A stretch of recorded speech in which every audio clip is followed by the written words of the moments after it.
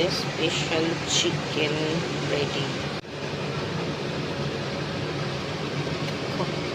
Chicken কষার কালারটা just দেখো, কিচ্ছু করিনি, তোমাদেরকে সিম্পলি দেখালাম ম্যারিনেট করে রেখে যখন এটা কড়ায় তোমরা কষবে তার আগে একটুখানি পেঁয়াজ, গোটা গরম মশলা আর 3-4 কুচি রসুন থেতলে নিয়ে আর একটু টমেটো দিয়ে ভালো করে ভেজে নিয়ে ম্যারিনেট করা মাংসটা দিয়ে নাড়াচাড়া করে ঢাকা দিয়ে আঁচটা লো করে বসিয়ে দেবে। মাঝে মাঝে নাড়তে থাকবে। মাংস থেকে প্রথমে জল ছাড়বে, সেই যে জল ছাড়বে তাতেই তোমাদের মশলাটা সম্পূর্ণভাবে গলে গিয়ে খুব ভালোভাবে মাংসের মধ্যে মিলে যাবে।